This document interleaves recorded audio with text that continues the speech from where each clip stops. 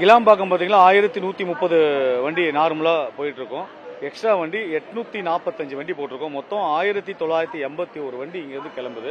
கோயம்பேட்டில் வந்து 350 வண்டி, 170 வண்டி எக்ஸஸாக போட்டிருக்கோம். 520 வண்டி இங்கேருந்து கிளம்புது. அதே மாதிரி மாதவரம் 275, 60 வண்டி எக்ஸஸாக போட்டிருக்கோம். 335 வண்டி அங்கேருந்து கிளம்புது. அதே மாதிரி டோட்டலாக 1075 வண்டி எக்ஸ்ட்ரா போட்டிருக்கோம். பயணிகள் சிரமப்படக்கூடாது என்பதற்காக இந்த பண்டிகை காலங்களில் சிரமம் ஏற்படுது என்பதை முன்னெச்சரிக்கையாக கருதி ஒரு ஆய்வு கூட்டம் போட்டு இங்க இருக்க அதிகாரிகள் எல்லாமே ஆய்வு பண்ணி என்னென்ன வகையில் அவங்களுக்கு சிரமத்தை குறைக்கலாம், எந்தெந்த வகையில் வண்டி உள்ள கொண்டு வரலாம், அது வரைக்கும் இன்னைக்கு ஆய்வு மேற்கொள்ளப்பட்டது.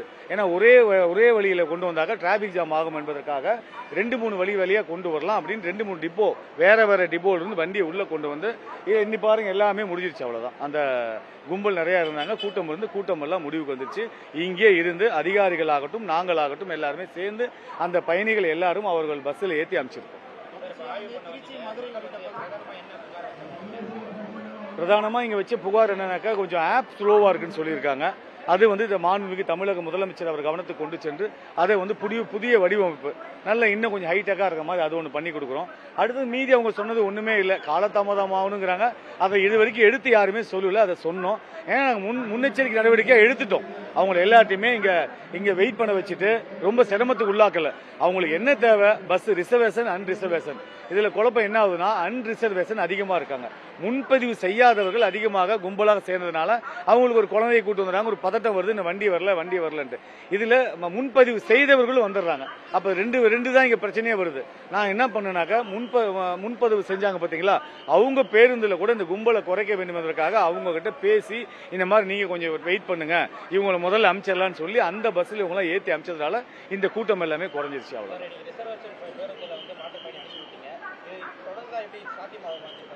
இல்ல, இதுக்கு மேல இன்னைக்கு தானே முதல் நாள், எல்லாமே படிப்படியா சரியா போயிடும். அந்த மக்களும் புரிஞ்சுக்கிட்டாங்க. இப்ப தனித்தனியா நிக்க வைக்க போறோம். அதான் அதிகாரிகள் என்ன பண்ணுன்னு செய்யலாங்கிறப்ப இப்போ ஒரு கலந்துரையாடும் போது அவங்க சொன்னது ரிசர்வேஷன் தனியாகவும் அன்ரிசர்வேஷன் தனியாகவும் நிக்க வச்சாவே இது பெரிய அளவு இந்த பிரச்சனை முடிவுக்கு வரும்.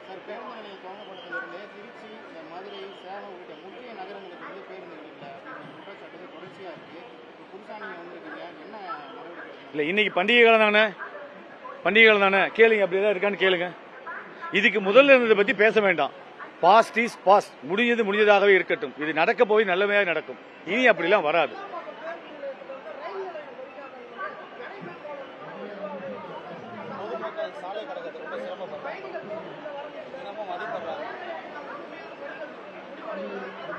அதான் இப்பதான் சொல்லியிருக்கீங்க, மாண்புமிகு தமிழக முதலமைச்சர் அவர் கவனத்துக்கு கொண்டு சென்று விரைந்து நடவடிக்கை எடுக்க.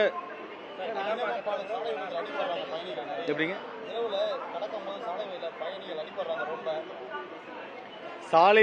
சாலை விதிமுறைகளை அவர்களுக்கு விரிவுபடுத்த வேண்டும், அவர்களுக்கு அறிவுரை வழங்க வேண்டும். அதற்கும் ஒரு கலந்தாய்வு கூட்டம் நடந்திருக்கு. பயணிகளாகட்டும், இல்லை எங்க பேருந்து ஓட்டுநர்களாகட்டும், நடத்துனர்களாகட்டும், எல்லாத்துக்குமே இந்த 3 நாட்களாக பாத்தீங்கன்னா தொடர்ந்து அறிவுரை வழங்கப்பட்டு கொண்டிருக்கிறது. எந்த இடத்துல விபத்து நடந்தாலும் உடனே அந்த டிப்போக்காரங்களை கூப்பிட்டு கேட்டு என்ன ஏன் அந்த விபத்து நடந்தது, என்ன காரணம்னு கேட்டு உரிய துறை ரீதியாக நடவடிக்கை எடுத்துக் கொண்டிருக்கிறோம். அவர்களுக்கு இந்த சாலை விழிப்புணர்வு ஏற்படுத்திக் கொண்டிருக்கிறோம். இன்னும் பொதுமக்களுக்கு விழிப்புணர்வு ரொம்ப கம்மியா இருக்கு, அவர்களுக்கு ஏற்படுத்த வேண்டும். அதையும் மாண்புமிகு தமிழக முதலமைச்சர் கவனத்துக்கு கொண்டு போயிருக்கோம், அதுவும் நடக்கும். தூத்துக்குடி பஸ் போயிடுச்சு, இவங்க மாற்று பேருந்தில் தான் போகணும். அதுக்கு ஒரு குறிப்பிட்ட அதுல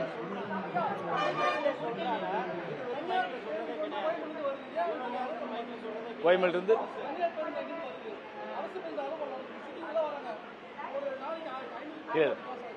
பொறுமையா பேசுங்க, பதட்டம் இல்லாம பொறுமையா பேசுங்க. புரியல, பொறுமையா பேசுங்க. அவரு கொஞ்சம் வழி விடுங்க, வரட்டும், சொல்லுங்க. சரி, எங்கிருந்து விடலாங்கிறீங்க ஐயா? அப்படி இல்ல, அரசு பேருந்து வழக்கு தொடுத்திருக்காங்க. அந்த வழக்கு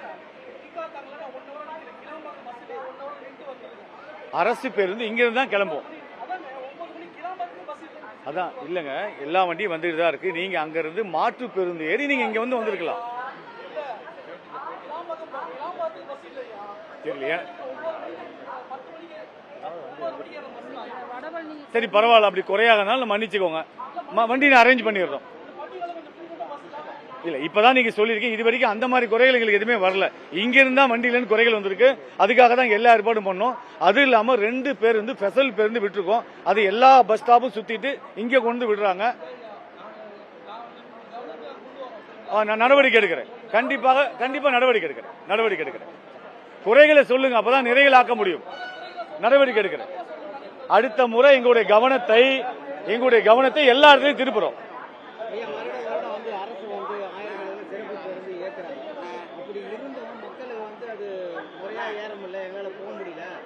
சாலை மறியல்ல இருந்து பண்றாங்க, விடிய காத்திருக்காங்க. அரசு போதுமான பஸ்ஸுகள் வந்து வரணும், எவ்வளவு இயக்கினாலும் பத்தம் எடுது. இந்த வாட்டி வந்திருக்கிற நம்ம முதல்வர் வந்து என்ன சிறப்பா செய்ய போறீங்க அப்படின்ற மாதிரி ஒரு மக்கள் ஒரு எதிர்பார்ப்பு இருக்குது. மக்கள் எந்த குற்றச்சாட்டு சொல்லாம பயணிக்கிற மாதிரி எந்த சிறப்பா செய்ய மக்கள் ஐயா முதல்ல சொன்னேன், முடிந்தவையாக இருக்கட்டும், அதை நம்ம பேசவே வேண்டாம். எப்படி நடந்துவிடக் கூடாது என்பதற்காக தான் முன்னேறே ஒரு ஆய்வு கூட்டம் போட சொல்லிட்டு மாண்புமிகு தமிழக முதலமைச்சர் அவர்கள் எங்களை அமைச்சிருக்காரு. இப்ப ஏதாவது நடந்ததா? நடவடிக்கை எடுக்கிறோம். அதுவும் கவனத்துக்கு இன்னைக்கு நடந்த கூட்டத்தில் கவனத்துக்கு வந்திருக்கு. கண்டிப்பாக மாண்புமிகு தமிழக முதலமைச்சர் அவர்கள் அவரோட ஆலோசனை பண்ணி நடவடிக்கை எடுக்கப்படும். நன்றி.